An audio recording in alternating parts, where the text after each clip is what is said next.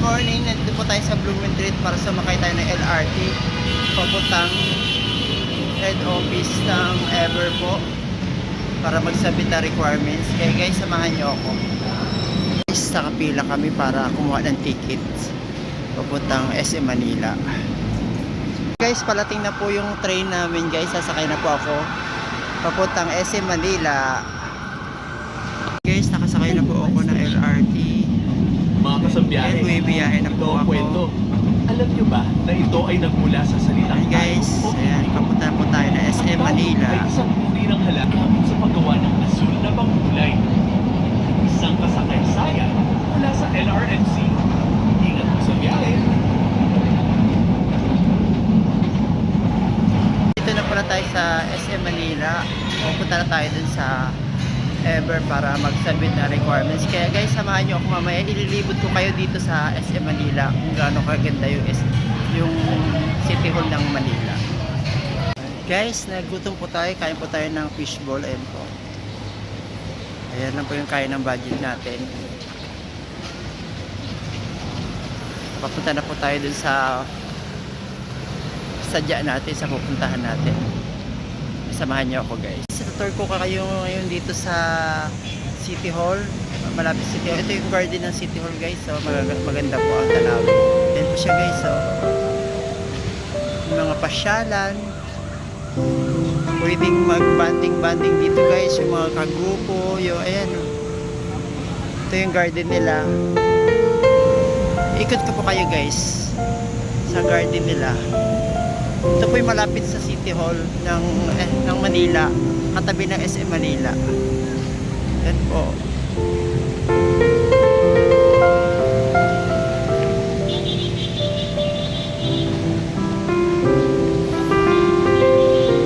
Oh, may mga ano po sila dyan. Yan, pwede tumambay-tambay dyan sa gilid.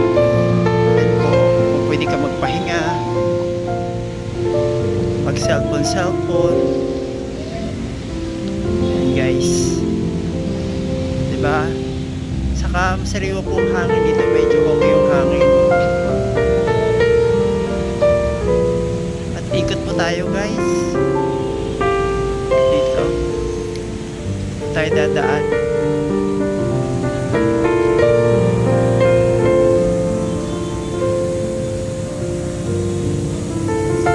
Guys, lalakad po tayo, medyo mainit po ang okay naman ang klima ngayon guys, di masyadong walang ulan, yung init tama lang po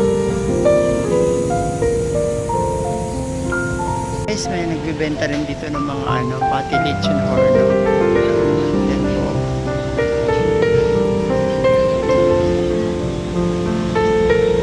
inom po tayo ng palamig guys. Yan po yung palamig nila, dami nilang flavor. Magkano yan, te?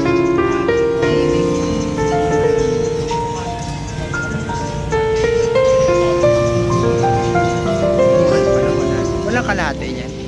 Kalahati. Mahal pala. Guys, yung mga kainan nila, pwede kang uminom ng soft drinks. Yan, may mga niluto sila guys.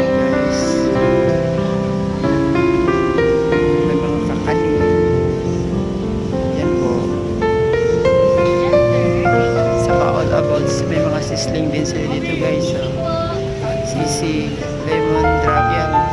Marami po kayong pagpipilihan guys pag pumunta kayo sa SM Manila. Meron silang guys, sarap, mas wala tayong pera. Hindi po ako bumili ng palamig, sobrang mahal, 100 pesos. Parang palamig lang yun sa lugar namin guys grabe, dami naman nila sahog pero sobrang mahal, 100, pero malaki naman yung baso. In fairness na malaki, mas wala, hindi naman natin maubos yung wala din kalahati. Kaya guys, hindi na talaga ako bumili, tumingin-tingin lang po ako, pero gutom na po talaga ako guys. Halika na guys, samahan nyo ako, uwi na po tayo. Tapos na tayo magsabit ng mga requirements natin. Ayan, uwi na po tayo sa lugar natin sa Novaliches. Ay guys, samahan nyo na ako sa pag-uwi ko. Sampo. Ano pa naman? Yan na lang oh. Guys, dito na tayo sa Palamig sa Sampo. Ang mahal doon, hindi natin kaya. Hey guys, bumili na ako ng Palamig hindi sa 10 lang. Paano meron? Kain, kain. Isang 10 yun. Ano siya may mo ba eh? Ding. Ang pagkain dito. Painit ako ng mga tatlong po. Sa vendor po to guys.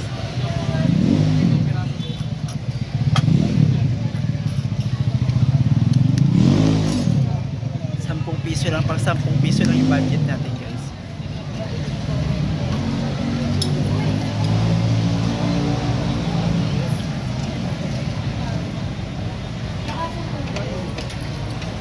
Minamadali yung pagkain. Pauwi na po tayo ng bahay. Dito na po tayo sa Egypt, sa makita ng Egypt. Guys, bibiyahin na tayo. Pauwi na tayo ng bahay.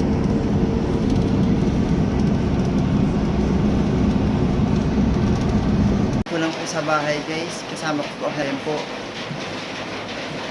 Bali po, binahan na naman kami guys. Ayan po yung tubig guys, pumasok na sa loob ng bahay. Ito guys oh. Ayan po, kunting ulan lang po guys, pasok na agad yung baha. Ayan po yung ulan. Pero humupa na agad oh. Ayan po, medyo humupa ako pa na po.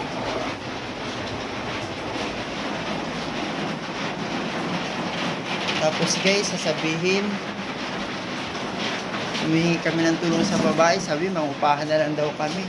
Kaya nga kami nag-ano dahil nahirap pag mangupahan. Tapos pupunta ka sa babae, sabihin sa'yo, mangupahan ka na lang, kaysa ko. Yun lang sasabihin, kaya nga nag-a-apply ng pabahay. Sasabihin, mangupahan. Sinabi ko na nga na may PWD kami.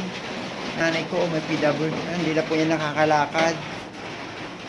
Yan po, lagi yan po, ganyan po si Toto guys. Yung binabaha. Tuwing ulan lang po, ayan, baha. Tapos sasabihin, titingnan, aayusin, iaano pa sa mataas bago magkaroon pa bahay. Bakit yung iba guys, kunting may kaibigan lang doon sa City Hall, makakapagpabahay na agad. Mantalang kami, ang tagal na namin humihingi ng tulong sa gobyerno na magkaroon ng pabahay. Pero tingnan mo guys, hanggang ngayon wala talaga. Oh, yan oh. Oh, di ba? Baha agad. Malapit lang sa ilog, baha agad. Di ba? Ang kalungkot lang guys, isipin guys na humihingi ka sa gobyerno ng tulong tapos hindi ka man lang matulungan sa pabahay. Comment down below po dyan kung sino yung gusto tumulong sa amin, magkaroon kami ng mapabahayan kami. Salamat po sa inyo guys. Ayan po, dito po na lang tinatapos ko na po yung video natin guys. Thank you so much for watching guys. Ingat po kayo and Jesus loves you. Bye bye po, salamat po sa panonood.